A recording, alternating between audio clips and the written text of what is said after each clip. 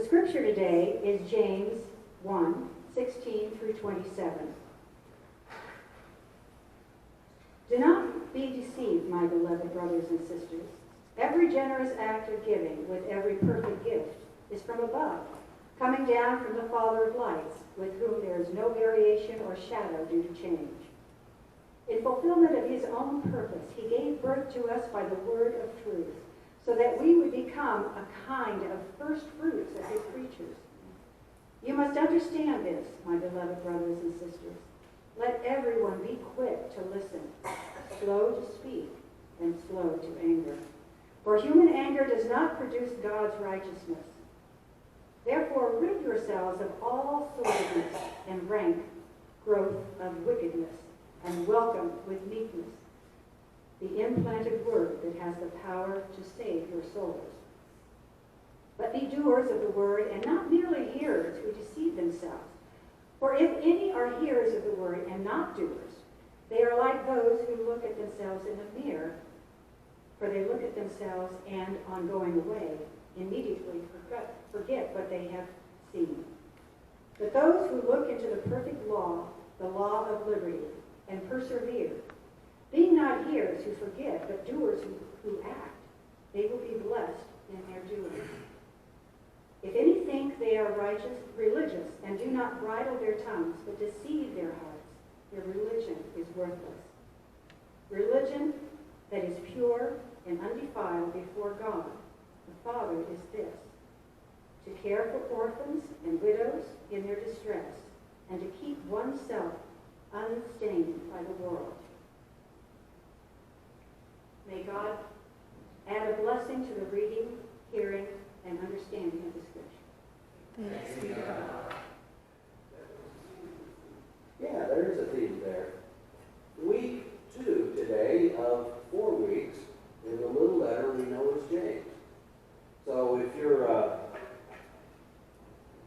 an optimist, after we finish today, you can say, "Oh boy, we're half through." And if you're not an optimist, when we get finished today, you can say, "Oh, crying to me, we still have 2 more weeks." You know what? I'm just going to kind of let you all decide on which you are. But this is our second week in the letter that we know as James, and I don't know if you've ever studied James, but it is considered to be a pastoral letter, or oftentimes it's referred to as a Catholic letter with a small c, because it is not addressed to a specific community, nor does it address specific issues like most of the Pauline epistles. And in reality, it's not really even an epistle. It has a greeting up front, and then from there, it really becomes wisdom literature. It's just a series of exhortations that do follow some broad themes. But James is pretty clear in his message that there is a moral imperative that comes with being people of faith. A moral imperative. This ethic is not situational. This ethic is not conditional. This ethic is not grace-tempered. This is simply the way we go about living if we are subject to the sovereignty of God and are God's subjects in God's kingdom.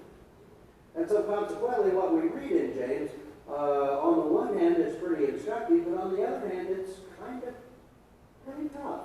And so he had some kind of harsh words for us.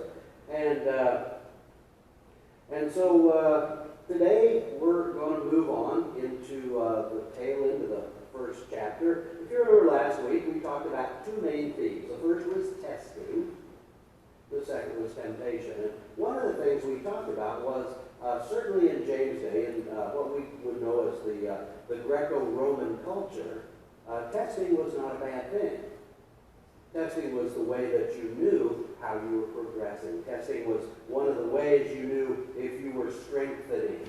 Testing was one of the ways you knew that you would be able to face anything, that you could be strong in the Lord, and maybe even be of good courage, as we just sang about. And so James begins by advising us that when times of testing come, consider them joy, because they will create in us endurance. And I think most of us in the room, with the possible exception of a couple, know by now that life and faith is not a sprint, but rather it's a distance run. It's an endurance run. And so we always have to be thinking about what comes next. And testing helps us to know that we're on the right track. And then, of course, the other thing that we talked about last week is the idea of temptation. And James couches that for us in kind of a strange way. He invites us to think about wisdom. And he invites us to pray for wisdom. And if you were here last week, and even if you weren't, I will reiterate, there are three components to wisdom. There's experience, there's knowledge, and then there's judgment. You can't really pray much about experience. That's just credit for time served. Knowledge indicates that you have made an effort to learn stuff. But how many of us know a very smart fool? And you're not looking at me. Stop it. But the piece of wisdom that is so important is judgment. Knowing what to do, when to do it, how to do it, and maybe more importantly, when not to do it. And so that's certainly the thing that we want to be aware of, that we grow in wisdom as people of faith. And James invites us to pray for that God might continue to give us that gift of judgment and discernment, so we'll know. And right along with that is kind of the testing of wisdom, and that's temptation. And we talked about the fact that temptation is not from God, as James says, but rather it comes from our own desires, either from our heart or from our head. And I'm going to say that the heart normally wins. And it always, well, it doesn't always, but it normally begins with a simple question. What could it hurt? Now, if you want to know more about that, talk to Chuck Harvey after the service. Because they bought a new truck this week. And it's really pretty. And you know what he did? Took his wife. He got sleep in bed.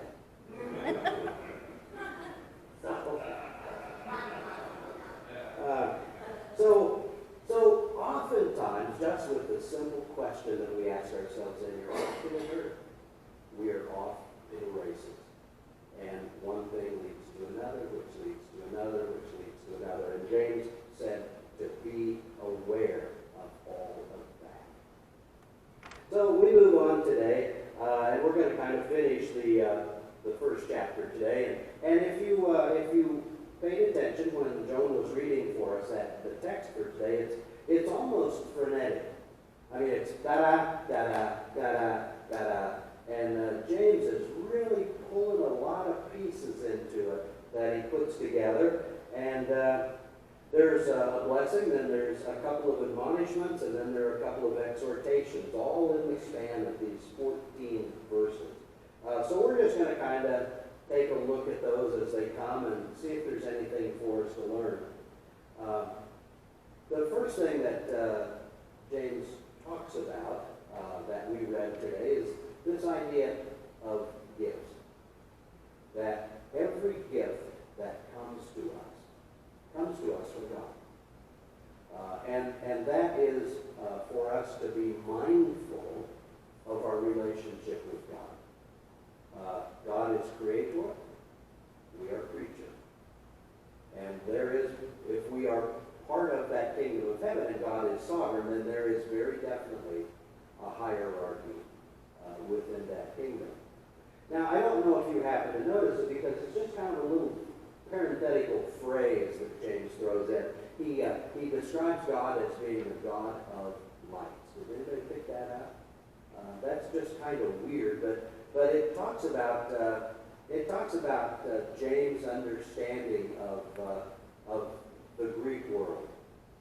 Do you remember the Gospel of John? Anybody ever heard that? Okay. All right. Anybody in favor of it? As John opens up, not only through the introduction and the prelude, but